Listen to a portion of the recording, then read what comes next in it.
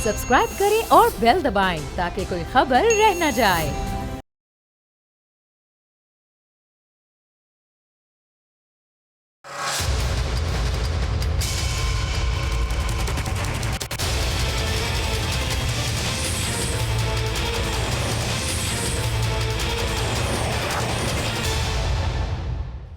अस्सलाम वालेकुम, मैं हूं अरबाब जहांगीर और बोल का पैगाम है महफूज पाकिस्तान। हमें और आपको सबको मिलकर पूरे पाकिस्तान को महफूज बनाना है।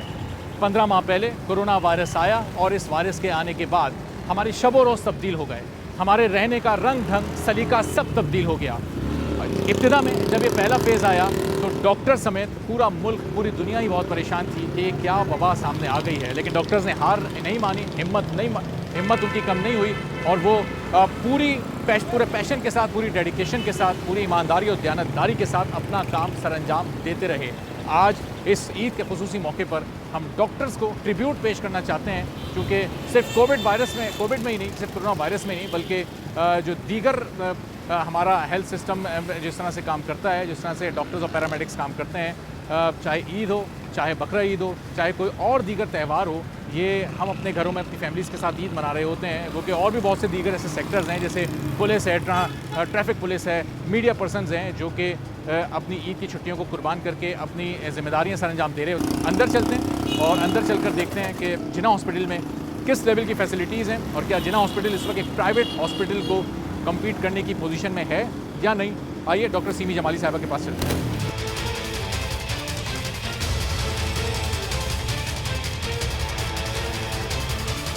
तो कोविड के ख़िलाफ़ हमारे मुल्क में और पूरी दुनिया में इस वक्त जंग जारी है और डॉक्टर्स ही, पैरामेडिक्स स्टाफ ही वो फ्रंट लाइन फोर्स हैं कि जो इस वक्त कोविड के ख़िलाफ़ लड़ रहे हैं। और उनकी पूरी कोशिश है कि चाहे वो रमज़ान मुबारक हो, चाहे वो ईद का त्यौहार हो, चाहे वो गुज़िश्ता 14 अगस्त गुजरी हो, यौम पाकिस्तान यानी 23 मार्च गुजरा हो, किसी मौके पर ये पीछे नहीं हटे और इन्होंने कोशिश की कि किसी तरह लोगों की जानों को इससे महफूज किया जा सके। और लोगों पर भी बड़ी भारी जिम्मेदारी आयद होती है कि वो भी अपनी इनफरादी ज़िम्मेदारी को पूरा करें, अपना किरदार इस सिलसिले में अदा करें और डॉक्टर्स से ताउन करें।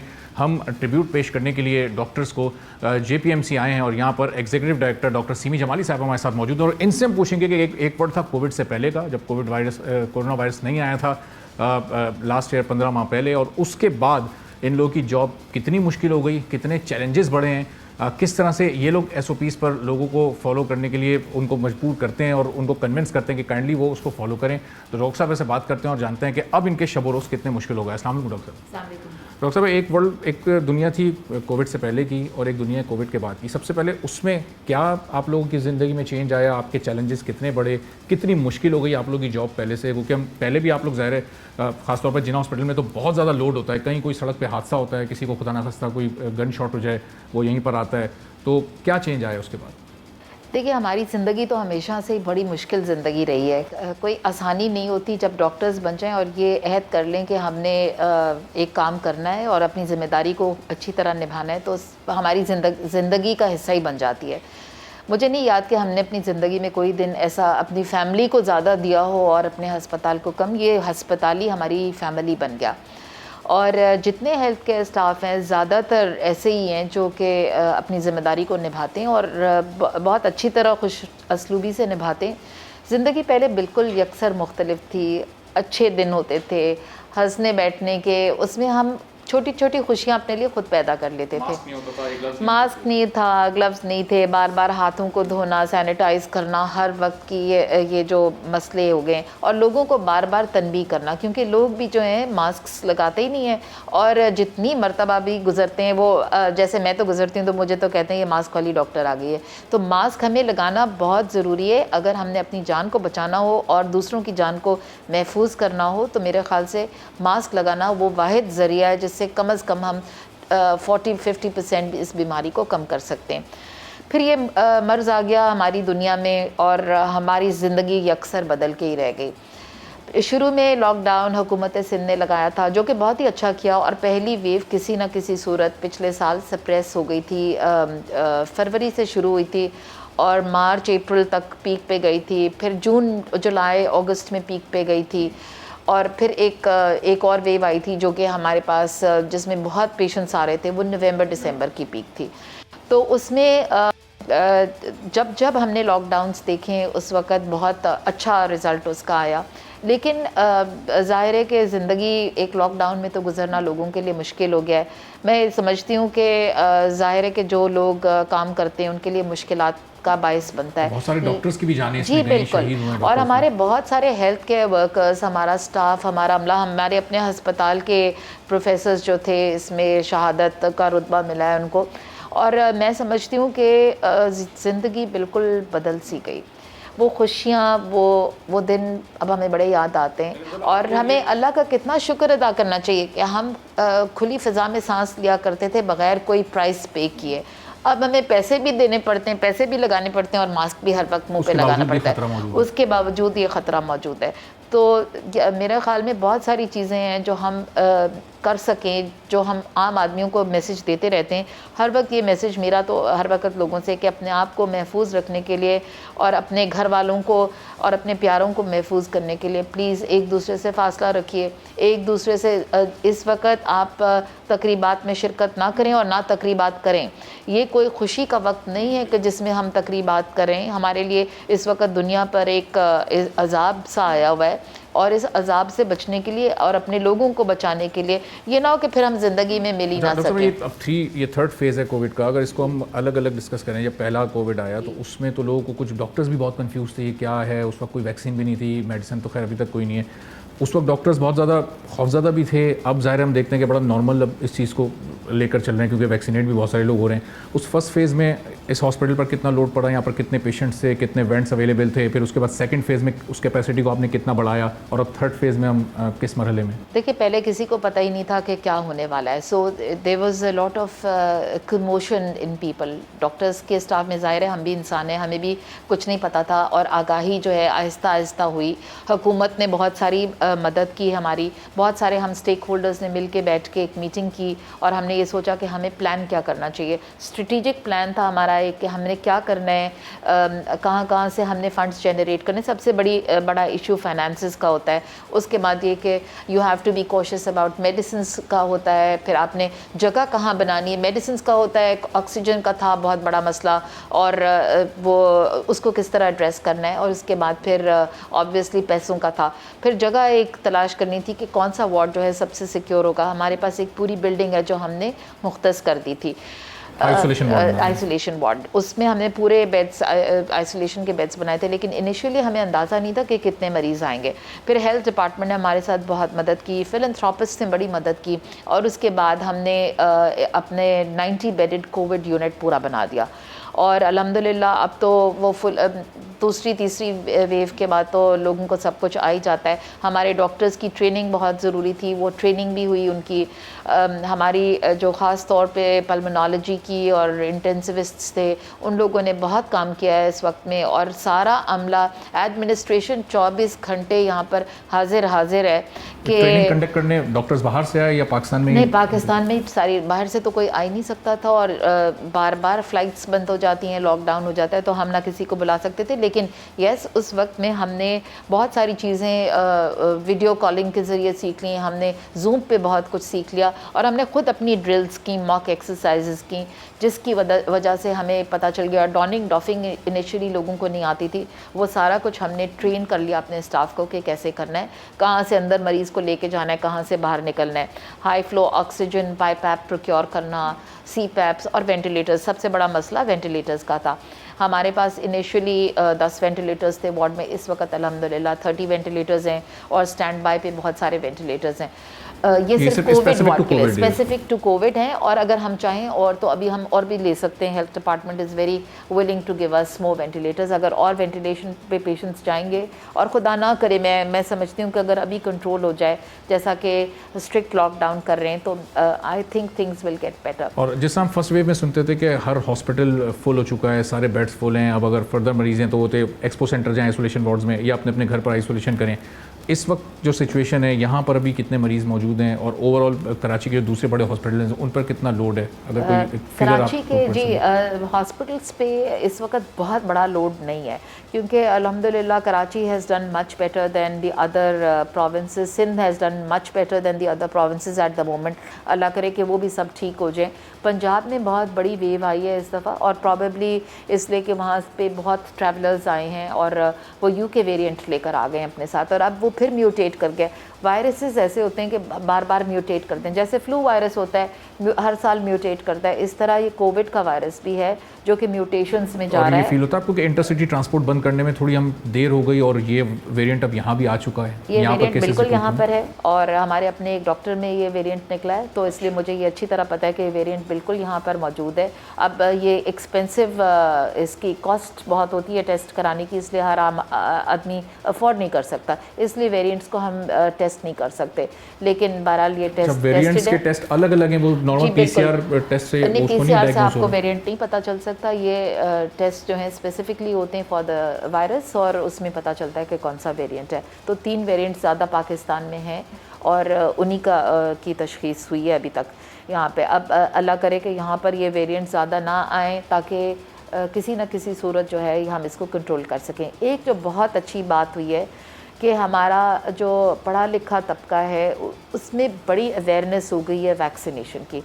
अल्लाह के करम से, हुकूमत की करम से, हुकूमत की मेहरबानी है कि उन्होंने vaccine free of cost available करा दिया है हर आम आदमी के लिए, और गो के एज देर कर दी इस काम में, लेकिन फिर भी जो लोग वैक्सीनेट हो रहे हैं मेरे ख़्याल से कुछ ना कुछ सिक्योरिटी होती है।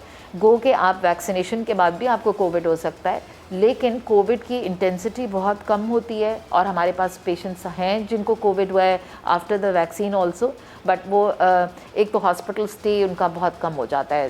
द नंबर ऑफ़ डेज़ अगर आम तौर पर कोविड होता है उससे बहुत कम हो गया है। द अदर थिंग इज़ कि कोविड की इंटेंसिटी और वो बहुत कम है। जो यूके वेरिएंट है वो कंटेजियस ज़्यादा है, जल्दी फैल जाता है, और हमारा इन्फेक्टिविटी रेट इस वक्त पाकिस्तान का काफ़ी हाई है, ख़ास कर केपी और पंजाब में। इसका स्प्रेड रेशियो अगर हम ऐसे आसान करें कि एक शख्स कितने लोगों को इफेक्ट कर सकता है, तो उसमें जी बिल्कुल, एक शख्स कई लोगों को इफेक्ट कर सकता है, जितनों के कांटेक्ट में आता है उतनों को ये इफेक्ट कर सकता है। और एवरेज अगर आप 6 लोगों को समझें तो डेफिनेटली इसकी, और वो हर 6 को आप मल्टीप्लाई करते जाएँ आगे 6 से, तो वो बहुत ज़्यादा लोगों को इन्फेक्ट कर देता है।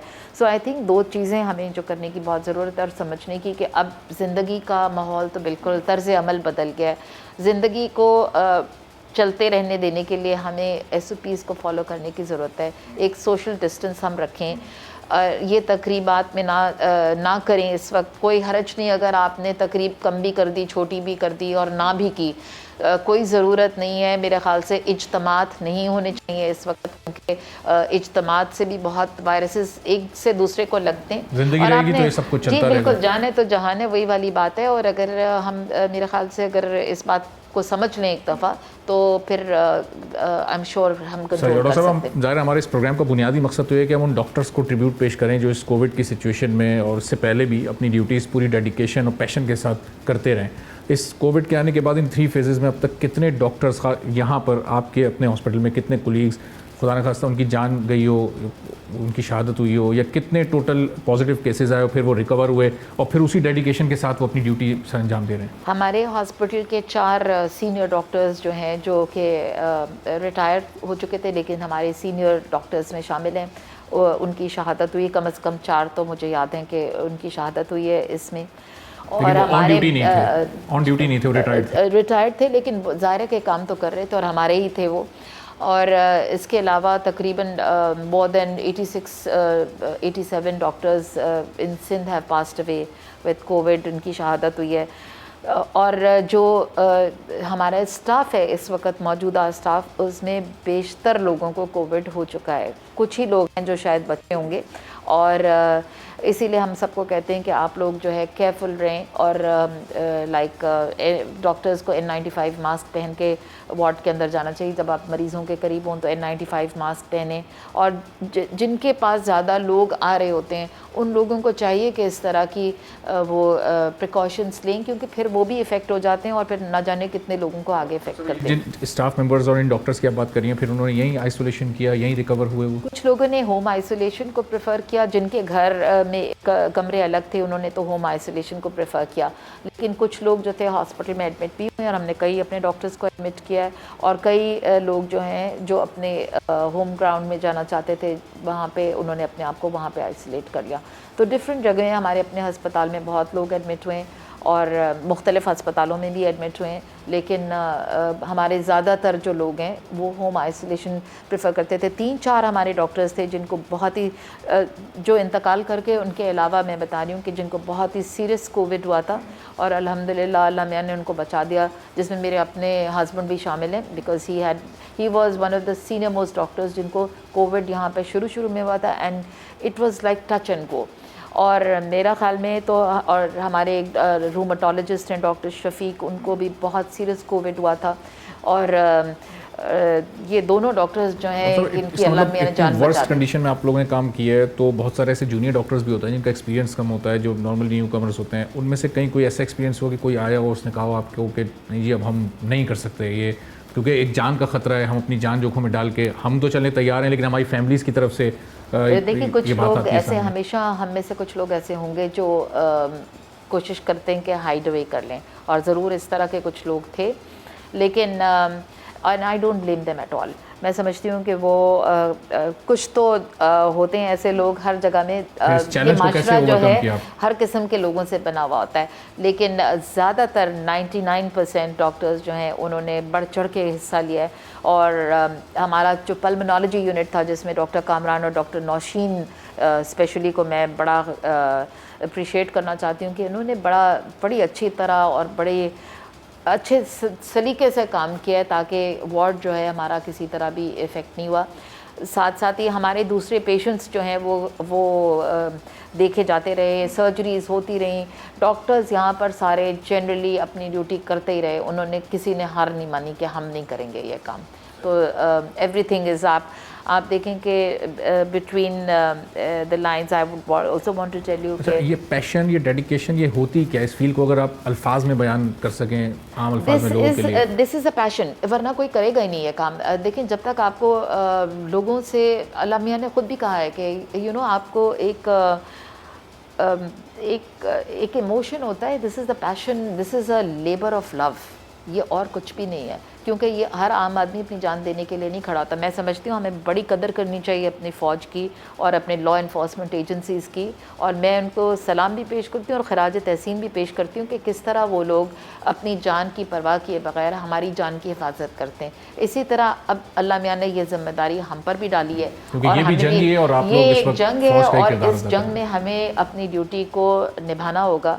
हम आपके लिए बाहर निकले हुए, तो आप लोग अपनी खातिर घरों पे रहेगी। और डॉक्टर साहब, आप लोगों की इस डेडिकेशन और पैशन के बावजूद भी लोगों का एक माइंडसेट बना होता है, वो एक प्राइवेट हॉस्पिटल और एक गवर्नमेंट हॉस्पिटल का जब कंपैरिजन करते हैं तो बड़ा अंडररेट करते हैं गवर्नमेंट हॉस्पिटल्स को, वहाँ की फैसिलिटीज़ को, कि जब नॉर्मली पेशेंट्स आते हैं, उनके अटेंडेंट्स आते हैं, तो वो कॉपरेशन, उनको वो ताउन नहीं मिल पाता, ये शायद उस लेवल का वो इलाज और टेक केयर नहीं मिल पाती जिसकी वो शायद जहन में बनाकर आए होते हैं कि एक प्राइवेट हॉस्पिटल से जो कंपैरिजन हमारे गवर्नमेंट हॉस्पिटल्स का है, क्या ये वाकई ये एक रियलिटी है अभी हमारे गवर्नमेंट हॉस्पिटल्स प्राइवेट हॉस्पिटल्स के मुकाबले? देखिए जी, मैं आपको एक बात बताना चाहती हूँ, आप एप्पल्स को ऑरेंजेस के साथ नहीं कंपेयर कर सकते। You comparing apples with oranges. Government hospital जो है सरकारी अस्पताल होता है जिसको हम बेहतरीन तरीके से और बड़ी खुश असलूबी से ड्यूटी कर रहे होते हैं। हमारा वैक्सीनेशन सेंटर जैसे है, आपने कहीं नहीं सुना होगा कि वैक्सीनेशन सेंटर में कोई हंगामा पड़ गया हो या कुछ, हालांकि lines and lines of patient. मुझे याद है कि पहले दिन पे हमने 145 पेशेंट सिर्फ वैक्सीनेट किए थे, और उसके बाद आज हमारे पास 3000 से ज़्यादा लोग वैक्सीनेट हो रहे हैं, और इसी एक सेंटर के अंदर की बात बता रही हूँ। तो जगह जगह इसकी ट्वीट्स आ रही हैं और हमें फ़ीडबैक मिलता रहता है कि क्या हो रहा है, और हमारी सीनियर डॉक्टर्स हर वक्त वहाँ पर खड़ी रहती हैं और देख रही हैं। हमारी डिप्टी डायरेक्टर हैं, वो सुबह को वहाँ जाके बिल्कुल she ensures that everything is in place. हमारी नर्सेज हैं जिन्होंने बहुत अच्छा काम किया वहाँ पे और कर रही हैं।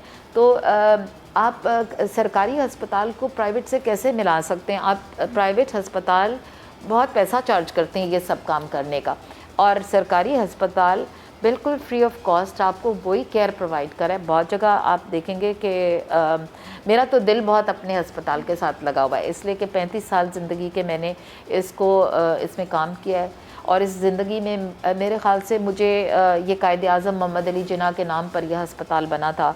इसमें हमने अच्छे वक्त भी देखे हैं, बुरे वक्त भी देखे हैं, हमने बम धमाके होते हुए भी इस शहर में देखे हैं, हमने हमारे अपने ऊपर हो गया धमाका, और हर एक जख्मी को या डेड बॉडी को सबसे पहले जिन्ना ही लाया जाता है। तो प्लेन क्रैश हुआ पिछले साल रमज़ान के महीने में, आपने देखा था कि मॉडल कॉलोनी में प्लेन क्रैश हो गया। उस वक्त भी हम लोग लगे ही रहे, हमने कोई ये तरद्दुद नहीं किया कि नहीं जी हम नहीं काम कर सकते। सारी रात सब लोग लगे रहे, लोगों ने बहुत काम किया इस अस्पताल में, और जब भी इतनी उनसियत भी है एक दूसरे से, ये एक हमारी एक फैमिली की तरह हो गया है। हमने अपने घर वालों के साथ इतना वक्त नहीं गुजारा जितना हमने इस हॉस्पिटल के अंदर गुजारा है।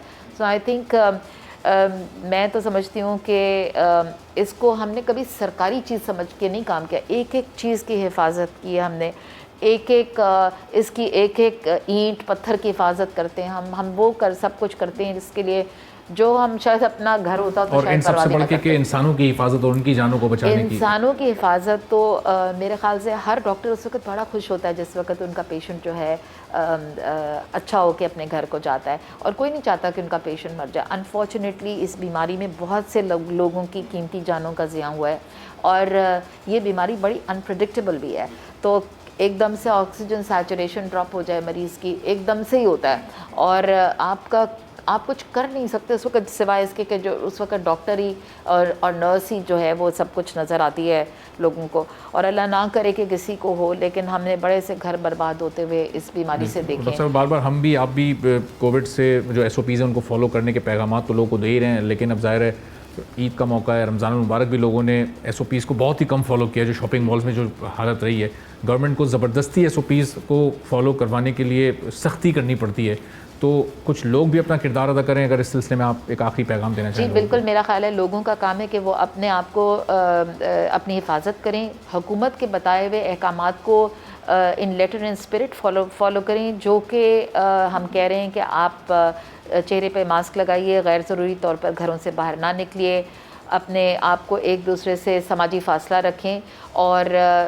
आइसोलेशन अपने आप को आइसोलेट कर लें। अगर आप कोविड के किसी मरीज़ के साथ इन कांटेक्ट भी आ गए तो आप अपने आप को आइसोलेटेड कर लें फ्रॉम द एरिया और फ्रॉम अदर पीपल।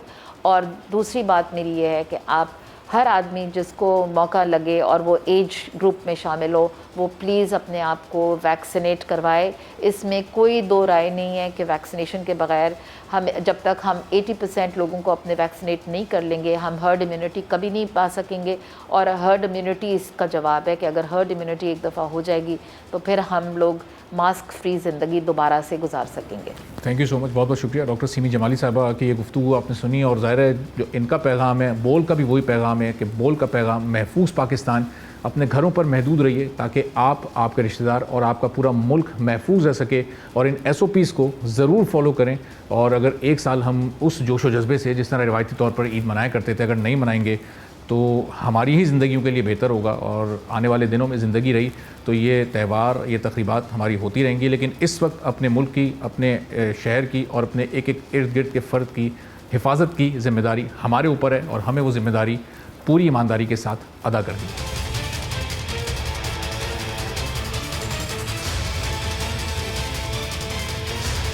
ये आपने देखा, ज़ाहिर है SOPs को हमें भी फॉलो करना है, और बहुत सारी रिस्ट्रिक्शंस हैं, लोगों की जान को महफूज बनाना है। यहाँ के executive director doctor semi Jamali साहिबा ने बताया किस डेडिकेशन और किस पैशन के साथ, किस दयानतदारी के साथ, किस ईमानदारी के साथ ये डॉक्टर्स अपनी जानों को ख़तरे में डालकर इस मौके पर भी आप लोगों की जान को महफूज करने के लिए काम कर रहे हैं। अब ज़ाहिर है ये सिलसिला सिर्फ यहीं तक महदूद नहीं है, सिर्फ यहाँ के डॉक्टर्स को हमें ट्रिब्यूट नहीं पेश करना, बल्कि पूरे पाकिस्तान के, पूरी दुनिया के डॉक्टर्स को हम ट्रिब्यूट पेश करते हैं। अब यहाँ से हम खुद को सैनिटाइज़ करेंगे, अपने ड्रेस को चेंज करेंगे, और अब यहाँ से हम जाएंगे डाउ मेडिकल यूनिवर्सिटी हॉस्पिटल ओझा कैंपस, और वहाँ पर जाकर देखेंगे कि वहाँ का आइसोलेशन सेंटर किस तरह से काम कर रहा है, वहाँ किस तरह से कोविड की टेस्टिंग हो रही है। 14 सैंपल हमारे पास उस दिन आए थे, तो हमें उसमें प्रोसेस करने में 10 से ज़्यादा घंटे लगे। और हम भी उस वक्त फर्स्ट टाइम था कि हम विजुअल देखते थे वीडियो पे कि भाई चाइना में लोग गिर गए, मर गए अचानक, तो हमें भी जारी बात इंसान को डर लगता है।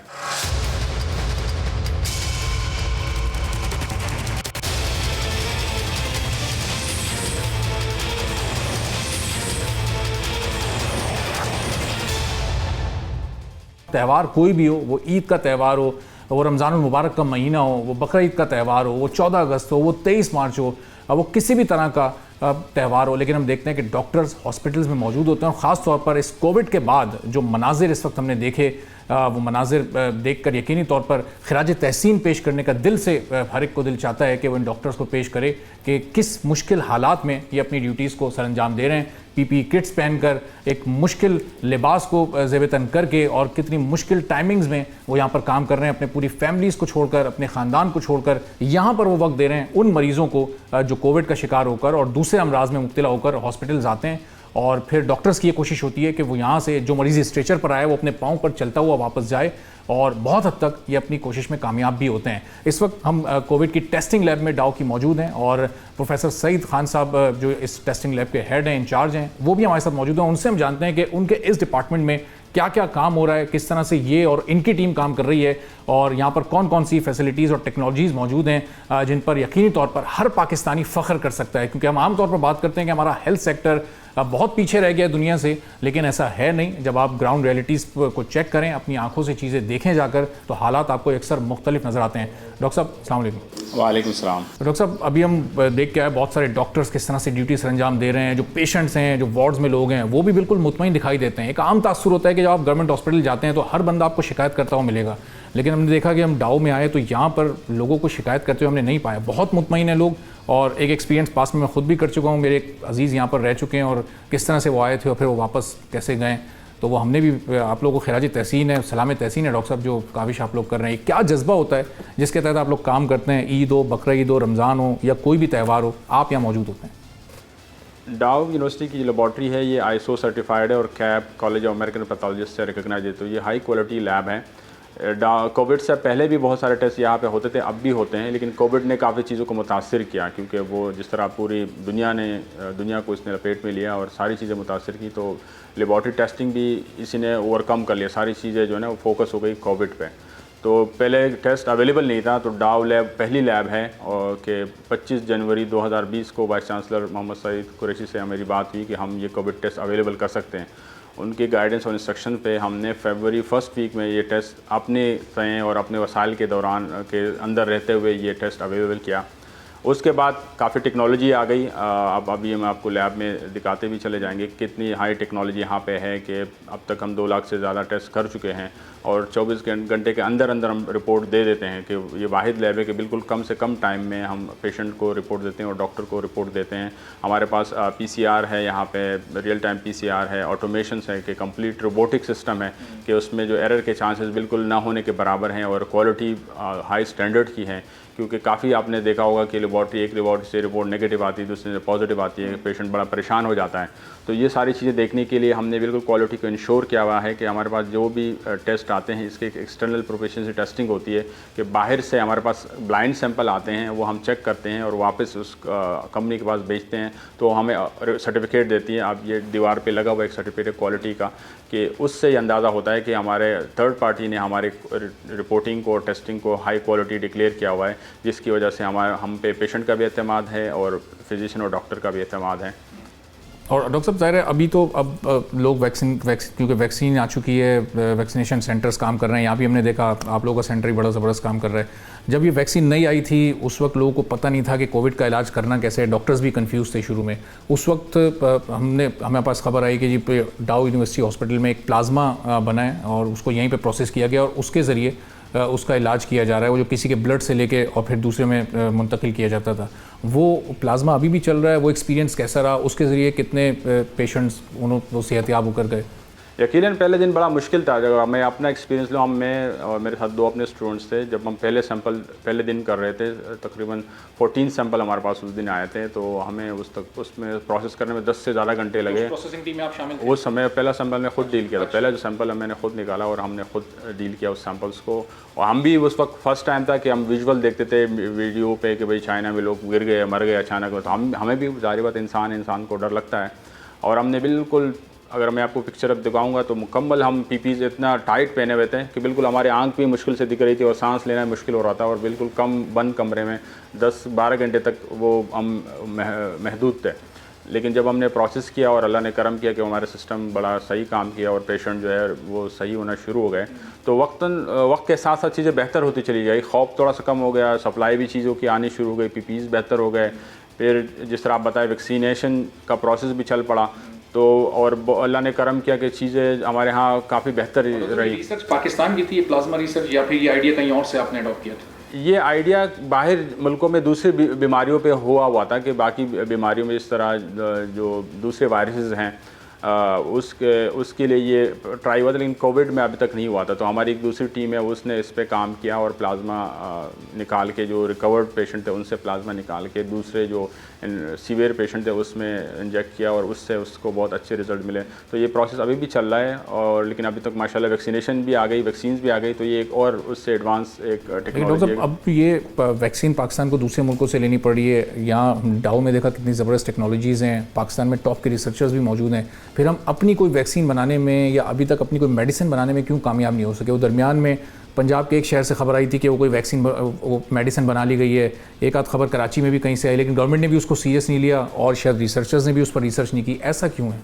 ये जो आखिरी जुमला है गवर्नमेंट ने बहुत सीरियस नहीं लिया, तो ये बहुत इंपॉर्टेंट है। साइंटिस्ट हमारे पास अल्लाह के करम से बहुत अच्छे ब्रेन और माइंड है, अच्छे क्वालिटी के साइंटिस्ट हैं, लेकिन असल में साइंटिस्ट अपना काम कर देता है, लेकिन उससे आगे की बात है कि उसको हाई लेवल पे लेके चला जाए कि मास स्केल पे उसका प्रोडक्शन हो। टेक्नोलॉजी इतनी एडवांस हमारे पास करंटली नहीं है कि लार्ज स्केल पे इंडस्ट्रियल लेवल पे जिसको हम कहते हैं कि वो वैक्सीन बनाई जा सके। तो इसके लिए जिस तरह अब इंडिया की मिसाल दी जाती है, वहाँ सीरम इंस्टीट्यूट है या बाकी जगहों पे बड़े बड़े इंस्टीट्यूट है, वो सालों से वो चल रहे हैं, मतलब दहाइयों से वो सिस्टम वहाँ चल रहा है। तो हमारे भी ज़रूरत है कि इस तरह के ट्रस्ट करें गवर्नमेंट हम साइंटिस्ट पे, अगर हमें वो अपॉर्चुनिटी दें तो इंशाल्लाह हम बिल्कुल जिस तरह हम बाकी हमने किट्स तैयार की इनिशियली, अब जो है हम वेरिएंट्स के हमने किट तैयार कर ली, तो वैक्सीन पे भी हम काम करके इंशाल्लाह पूरी टीम अगर बनाई जाए और गवर्नमेंट इसको असाइनमेंट दे, रिसोर्सेज प्रोवाइड करें कि उसमें काफ़ी खर्चा आता है, पैसे उसको प्रोवाइड करें, और एक लॉन्ग टर्म प्रोसेस हो। एक दिन ये कोविड तो अभी चला जाएगा, कोई कल कोई और कोविड आएगा, कोई दूसरा पेंडेमिक आएगा, तो उसकी तैयारी करनी चाहिए कि हम अपने कौम पे ट्रस्ट करें। और यहाँ के जो यूथ है और यहाँ साइंटिस्ट है यकीनन वो बहुत मेहनती हैं और बहुत काबिल हैं, तो यकीनन गवर्नमेंट की तरफ से इसकी रहनुमाई ज़रूरत है और सरपरस्ती ज़रूरी है। ये इतना आसान लग नहीं रहा कि कोविड, क्योंकि पिछले 15 महीनों में जो हाल हुआ है, ये तीसरा फेज चल रहा है कि इतनी आसानी से चला जाएगा। ट्रेंड लोगों में वैक्सीनेशन का वो इतना लग नहीं रहा। ये 40+ अब वैक्सीनेशन खुल चुकी है, लेकिन लोग अपने आप को रजिस्टर उस तादाद में नहीं करा रहे जिस तादाद में कराना चाहिए। ये ट्रेंड क्यों नहीं है लोगों में? क्या डर रहे हैं कोई साइड इफ़ेक्ट्स हो सकते हैं? मतलब एक आम इंसान, एक सेहतमंद इंसान को तो जाकर फौरी तौर पर वैक्सीन लगवानी चाहिए, लेकिन आपने भी देखा होगा, एक्सपीरियंस किया होगा कि उतनी तादाद में लोग नहीं आ रहे। इसकी वजह क्या है? यकीनन आप मीडिया का रोल बहुत अहम है और मैं काफ़ी अप्रिशिएट करता हूँ जिस तरह आज आप आए हैं और मुसलसल मैं देख रहा हूँ बोल चैनल स्पेशली बहुत लीड लिया हुआ है कि वो मुसलसल अवेयरनेस आवाम में फैला रहा है और उसका इफेक्ट बहुत ज़्यादा है। शाम को आएँ तो ये लाइन बहुत लंबी होती है और रात देर तक 12 बजे तक लोग यहाँ बैठे होते हैं, अपने बारी का इंतज़ार कर रहे होते हैं। तो ये शुरू में बिल्कुल नहीं था, हम तो लोगों को मिन्नतें कर रहे थे कि वैक्सीन लगा ले, कोई नहीं लगा रहा था, लेकिन अभी शुक्र है आप लोगों के ताउन की वजह से और गवर्नमेंट के जो पॉलिसी है, उन्होंने जो सेंटर्स बनाए, तो काफ़ी तादाद में लोग आते हैं। अब तकरीबन 2 लाख से ज़्यादा रोज़ाना की तादाद में लोग जो है वैक्सीन लगा रहे हैं। शुरू में तो पूरे पाकिस्तान शुरू में तो 2000 भी नहीं लगा रहे थे और डर रहे थे, खौफ थे, तरह तरह के मिथ्स लेके आते जाते थे कि भाई ये हो जाएगा, ये हो जाएगा, और वैक्सीन लगाने के न लगाने के बहाने बनाते थे। लेकिन अब शुक्र है कि लोग वैक्सीन लगा रहे हैं। इस तरह पूरा 1 अरब से ज़्यादा के लोग दुनिया में वैक्सीन लगा चुके हैं, तो वो भी एक एग्जांपल है कि वो सब लोग, ज़ाहिर बात है, वो महफूज हैं। 20 लाख से ज़्यादा पाकिस्तान में लोग लगा चुके हैं वैक्सीन, वो भी बिल्कुल सेहतमंद है और उसको कोई मसला नहीं हुआ। तो ये एग्जांपल्स आहिस्ता आहिस्ता जिस तरह मीडिया पे आप लोग अवेयरनेस देते रहते हैं और हम भी अपना वॉइस रेस करते हैं कि खुदारा वैक्सीन लगाएं, इसका कोई और हल है नहीं हमारे पास। बीमारी से तदारुक का वाहिद ज़रिया हमारे पास वैक्सीन है। जब तक वैक्सीन नहीं है तब तक आप SOPs पे अमल करें, और जब वैक्सीन आपको मुहैया, कोई भी वैक्सीन जो पाकिस्तान गवर्नमेंट ने अप्रूव करवाई है, उसमें कोई भी वैक्सीन जब भी मिले फ़ौरन वो वैक्सीन लगानी चाहिए। ठीक है। और डॉक्टर साहब चलें अब आपका ज़रा थोड़ा डिपार्टमेंट भी हम विजिट करते हैं कि कौन कौन सी मशीन्स और PCR किट्स और किस तरह से आप लोग यहाँ टेस्टिंग करते हैं। लेकिन उससे पहले अपने नाज़रीन को मैं बता दूँ कि SOPs का डॉक्टर साहब ने अभी जिक्र किया, तो हम यहाँ बैठे हैं, आप लोग देख रहे होंगे कि मैंने और डॉक्टर साहब ने मास्क नहीं लगाया हुआ। तो यहाँ पर ये पूरा एरिया डॉक्टर साहब का ऑफिस है, ये डिसइंफेक्ट है और तमाम SOPs को सामने रखते हुए ये यहाँ पर सैनिटाइजेशन भी प्रॉपर हुई हुई है। इसलिए हमने सिर्फ बातचीत के लिए मास्क उतारे। उन्हें डॉक्टर साहब के पास भी मास्क मौजूद है, मेरे पास भी अपने 2 मास्क मौजूद हैं, और हम जाएंगे और डॉक्टर साहब का डिपार्टमेंट विजिट करेंगे कि कौन कौन सी टेक्नोलॉजीज़ जो इंटरनेशनल लेवल की हैं वो इस वक्त यहाँ पर डाउ यूनिवर्सिटी में मौजूद हैं। डॉक्टर साहब चलिए चलते हैं। खिदमत को अपनी जिम्मेदारी समझता है, इसका चाहे हम वाइस चांसलर साहब से लेके आखिरी जो लोअर स्टाफ है वो हम वक्त तैयार रहता है और वो अपनी तय कोशिश करो जितनी भी हमसे हो सकता है, क्योंकि कोविड ऐसी बीमारी है जो बड़ी मुसीबत लेके आए पूरी दुनिया में।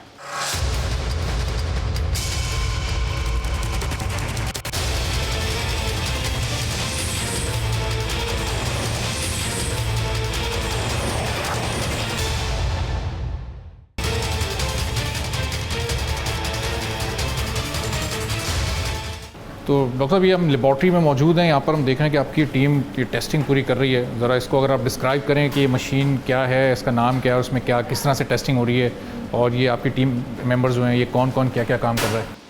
ये हमारी BSL 2 लैब है और हम जो सैंपल्स आते हैं कोविड के, इस कोविड के अलावा भी हम यहाँ टेस्ट कर रहे होते हैं, लेकिन स्पेशली को फोकस कोविड पे है। तो कोविड के सैंपल हम पहले वायरस को किल करते हैं हमारे BSL 3 में, और फिर यहाँ पे सैंपल ला रहे थे। तो ये काफ़ी सेफ़ एरिया है यहाँ पे ना, कोई इसलिए हम जो है आप तसल्ली से कर सकते हैं काम। तो ये हाई टेक्नोलॉजी हमारे पास रोबोटिक मशीन है। ये पाकिस्तान में चंद ही जगहों पे ये मशीन अवेलेबल है, और इसमें ये खूबी है कि ये तकरीबन 1000 सैंपल जो है पूरे दिन में आपको ना बहुत क्वालिटी वाइज सैंपल रिपोर्टिंग आपको करके देते हैं। तो इसमें फिर आपने सैंपल जिस तरह भी हम देखते चले जाएंगे कि रोबोटिक की तरह जो है आपने सिर्फ इसमें सैंपल रखने हैं, कंप्यूटर में डेटा फीड करना है, और फिर आपने बटन ओके का बटन दबाना है। और आफ्टर कोविड ये इंपोर्ट की गई या फिर ये पहले से थी? हमारे पास पहले से थी, लेकिन लकीली ये हमने कुछ साल पहले जो है ना एक्वायर की थी। और ये हेपेटाइटिस B टेस्ट इस होता है, हेपेटाइटिस C भी होता है, HIV टेस्ट भी इस पर होता है। तो ये रूटीन टेस्ट हमारे पास रोज़ाना की बुनियाद पे आते रहते हैं। तो PCR टेस्ट काफ़ी ये कॉमन, हमारी लैब काफ़ी मशहूर है। डॉक्टर साहब, जब ये कोविड नया नया आया उस वक्त जो किट्स थी उनकी क्वालिटी पर बहुत बात हो रही थी कि वो चाइना से किट्स आ रही हैं, कुछ किट्स क्वालिटी वाइज उस मयार पर पूरा उतरती हैं नहीं उतरती।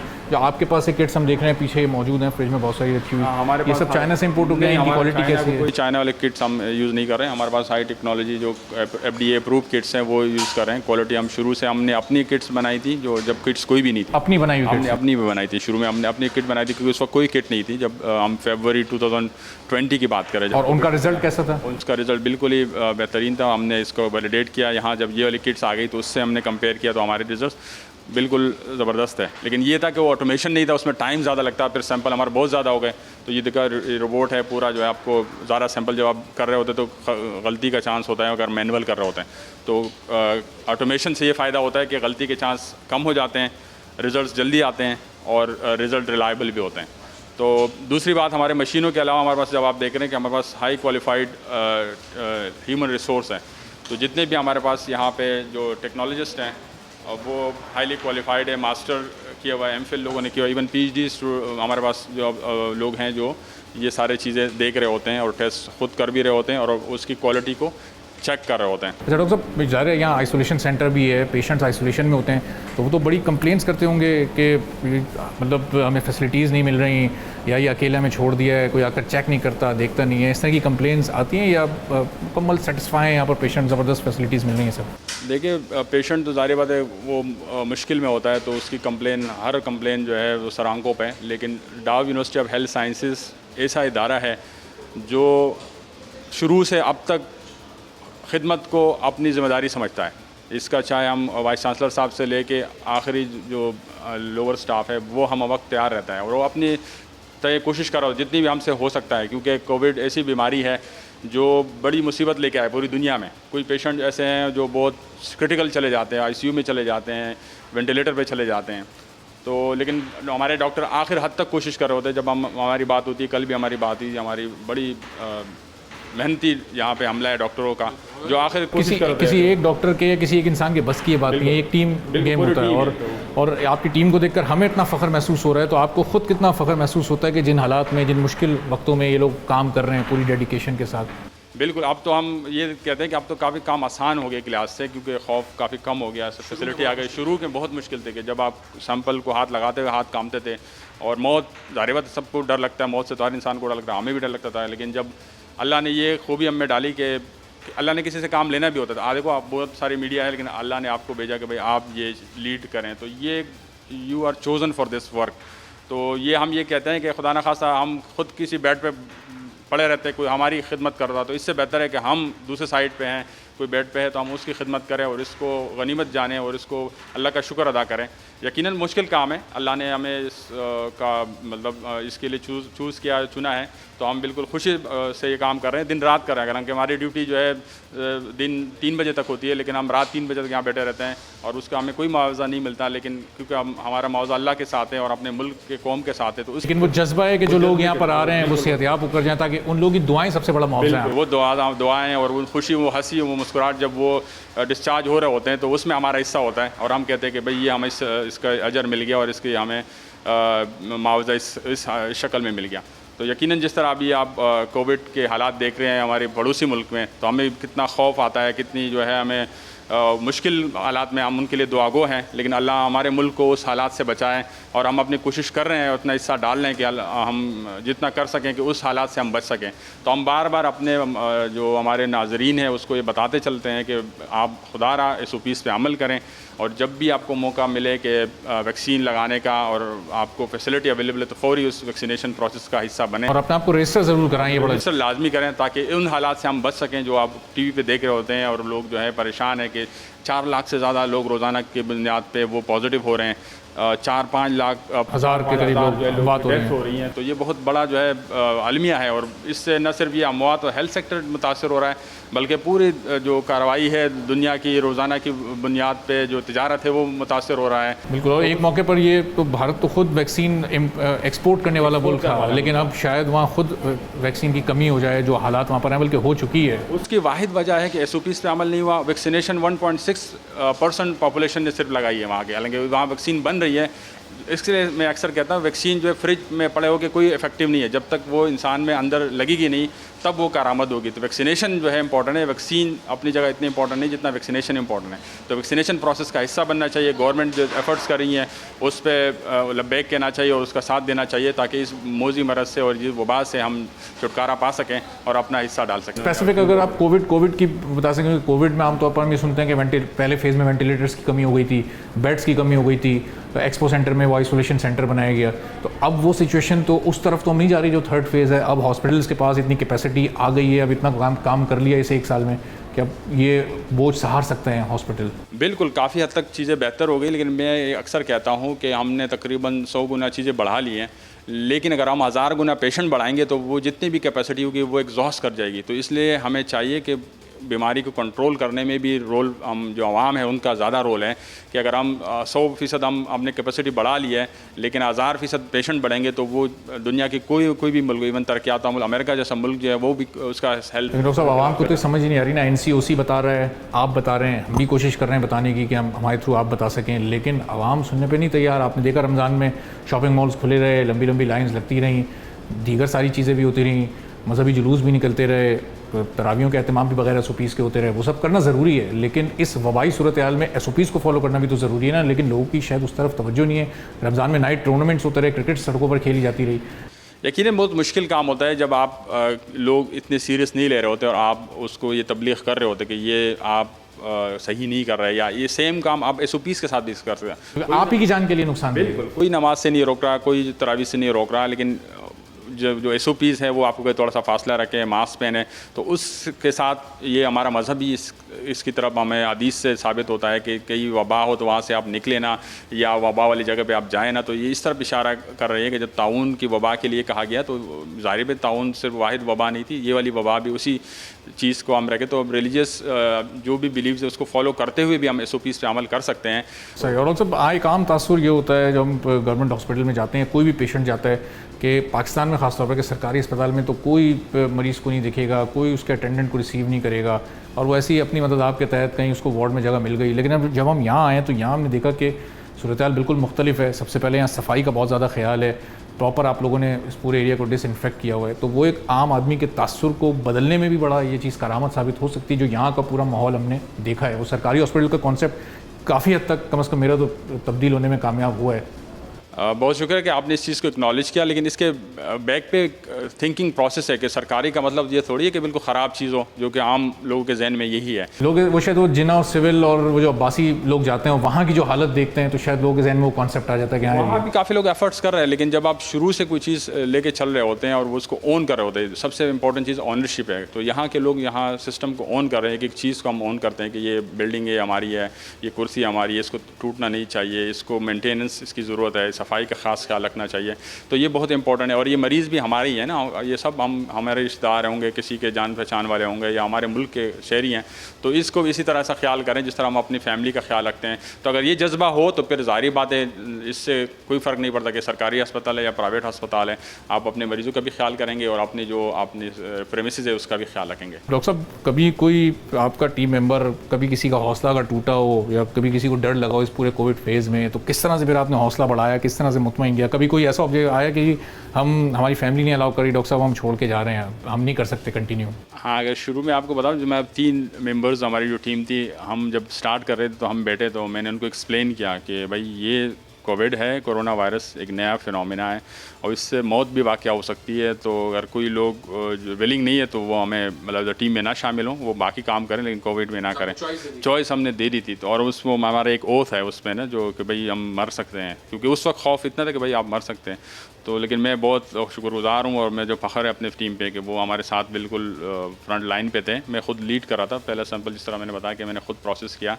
बिलाल और मारिया मेरे साथ थे, तो हम बिल्कुल उन्होंने उस चीज़ से अवेयर थे कि हम मर सकते हैं और हमें कुछ भी हो सकता है, क्योंकि उस वक्त खौफ जिस तरह मैं बता रहा हूँ, वो खौफ अलग था जब फर्स्ट डे का, और अब तो काफ़ी डिफरेंट है। इन्फेक्टेड हुए जो आपके अपने स्टाफ मेंबर्स में से कोई इन्फेक्ट हुआ, उसका भी इलाज फिर उसने आइसोलेशन यहीं की, यहीं पर इलाज हुआ, यहीं वो फिर?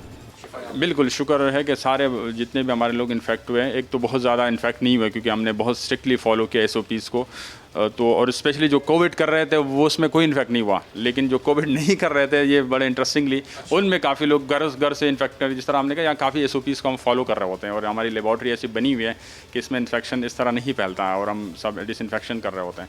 लेकिन काफ़ी लोग घरों से या कम्युनिटी से लेके आए और वो इन्फेक्ट हुए, लेकिन जो भी लोग इन्फेक्ट हुए वो सब माशाल्लाह सेहतयाब हुए। यहाँ से हमने उनको टेस्टिंग की और हमने इनको फ्री टेस्टिंग सर्विस अवेलेबल की। जब भी किसी को सिम्टम्स आएँ तो फ़ौरन वो अपना टेस्ट करें ताकि वो बाकी लोगों को मुतासिर ना करें। तो जो लोग इन्फेक्ट हुए उनके यहाँ टेस्टिंग हुई, फिर इलाज भी यहाँ से हुआ, शुक्र है वो वापस काम पे आके अपना काम कर रहे हैं।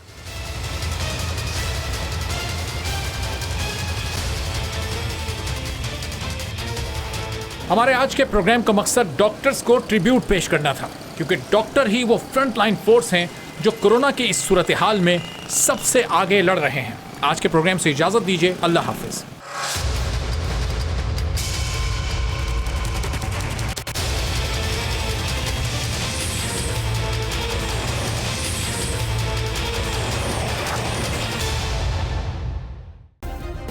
सब्सक्राइब करें और बेल दबाएं ताकि कोई खबर रह न जाए।